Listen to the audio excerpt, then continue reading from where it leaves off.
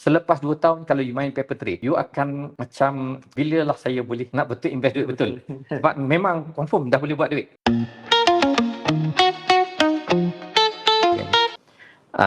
Jadi sebenarnya di kos untuk masuk pasaran sangat rendah sekarang. Dan terlalu banyak sumber maklumat yang kita boleh dapat dengan mudah. Contohnya kita nak lihat, dulu saya ingat tak senang kita nak cari platform untuk tengok carta saham. Kan? Sekarang ni carta saham macam TradingView free saja untuk kita install. Kita boleh tengok carta saham. Dan kita boleh, even kalau kita menggunakan Momo ada carta saham ada dalam Momo tu, bagaimana nak tengok carta saham. Kita belajar jugalah baca carta. Memang kita akan ajar dalam kelas MFP, kita akan ajar tentang macam mana nak memahami carta saham. Ini semua kita akan ajar dalam kelas MFP. Itu adalah bahagian dari usaha kita ya, dalam MFP untuk educate masyarakat tentang pelaburan saham. Dan kena ingat, MFP bukan sebuah syarikat, dia adalah sebuah NGO, badan bukan berasaskan keuntungan. Jadi kita ajar ni bukan, memang kita ada ambil profit sikit lah sebab kita nak menampung operasi MFP, tapi secara umumnya yuran kita memang sangat rendah.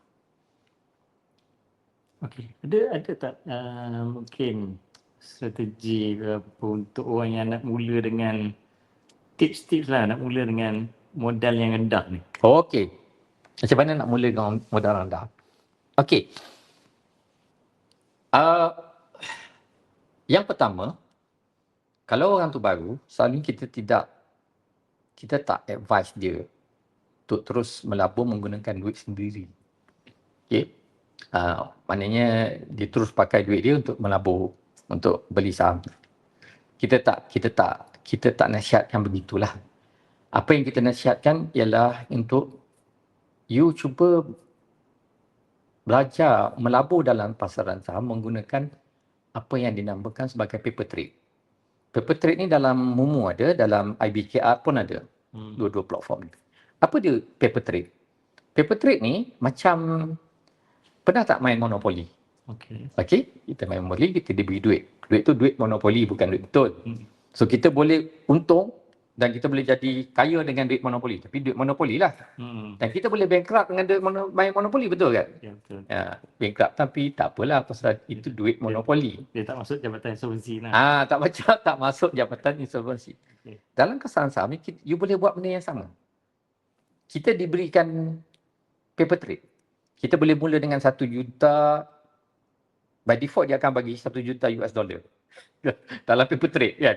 Tapi kita boleh juga bayangkan, aku nak start dengan 10,000 US dollar. Ataupun aku nak start dengan 500 US dollar. Okay? 500 US dollar. Nak tengok macam mana. Nak experience kan. Dan you beli. Dan you beli menggunakan data sebenar. Market data. Di mana you kena follow the real market punya fluctuation. Dan baca trend dan sebagainya. Dan you decide you nak beli ataupun you nak jual. And then you boleh tengok you punya prestasi. Buat. Dalam masa 2 tahun, kita boleh, kalau you masuk kelas MFP, kita akan berikan satu aplikasi untuk monitor kita punya performance dalam kita punya pelaburan saham. Saya boleh beritahu by the time selepas 2 tahun kalau you main paper trade, okay, you akan macam, bila lah saya boleh nak betul invest duit betul. Sebab memang confirm dah boleh buat duit. Tapi kita bermula dengan selamat. Okey. Itu dari segi macam mana nak dapatkan pengalaman. Tapi kalau orang tu memang dia punya modal memang kecil lah. Kita boleh tengok boleh kita refer kepada kita boleh refer. Ini model yang saya buat. Okay, ini adalah model yang saya buat. Di mana saya mengandaikan dia ada beberapa assumption di situ. Pertama, kita katakanlah dia menyimpan sebanyak RM200 sebulan untuk 5 tahun yang pertama. Okay, maksudnya RM200 sebulan. Okay, dan kemudian after that, next 3 years after that, dia mula menyimpan 300 untuk tujuan pelaburan lah. RM300. Ini belum melabur lagi? Menyimpan? Tak, maksudnya dia melabur Beza, okey. dan dia boleh menabur lah. Hmm. 200 dia menabur dengan 200. Lepas tu dia naik kat dia Okey. punya modal. Dia keep on melabur lah. Dan kita punya assumption dalam data ni, kita assumption kan sebenarnya bila kita buat pelaburan dengan cara macam mana, kita beli kita punya konsentrasi, kita punya portfolio cuma 5, mungkin maksimum 5 counter ataupun 5 unit, 5 saham, 5 syarikat dalam satu masa. Tak lebih lah. Maksudnya kita fokus kepada kita fokus kepada syarikat yang paling untung. Okey. Jadi dengan strategi yang kita ajarkan, kemungkinan untuk dapatkan 20% setahun tu sangat real lah sebenarnya. Sangat real. 15% setahun itu memang realistik. 20% setahun, actually bila kita berlatih 2 tahun menggunakan paper trade dan sebagainya, benda macam ni, kemungkinan besar memang boleh dapat. Bila keadaan pasaran saham yang baik, boleh dapat lebih pada 20%. Dalam keadaan pasaran saham yang kurang baik, mungkin kurang.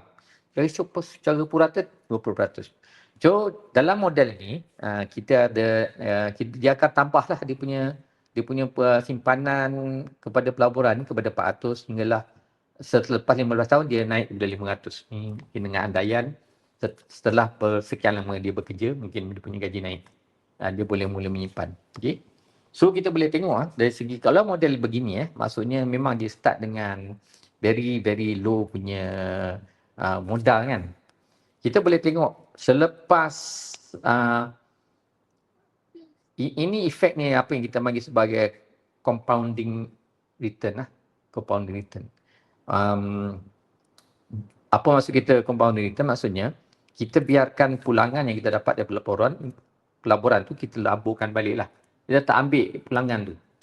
Selama bertahun-tahun kita tak ambil. Kita let the return to be reinvested into the portfolio kan. Jadi kita boleh tengok dalam masa 15 tahun, dalam masa 15 tahun, kita punya dana boleh mencapai kepada 223,000. 15 tahun. What does it mean? Kalau kita ada sebanyak 200 lebih modal berkumpul dalam pelaburan kita. Berarti kalau kita cuma ambil 15% setahun setahun kita punya income daripada pelaburan tu mencecah 44,780. Which is translated to monthly kepada 3,700 sebulan. Jadi maksudnya kalau dah sampai 15 tahun, dia mula mengambil duit pulangan tu untuk dia consumption untuk dia gunakan untuk guna sendiri. Dia akan dapat around 3,000 sebulan. 3,500. Tapi kalau you mula ambil daripada situ untuk peluang untuk digandakan tu kurang lah. Dia tak compounding. Kalau you biarkan sampai 20 tahun dia dah boleh sampai 600,000. Dan kalau sampai 25 tahun boleh sampai 1.5 juta.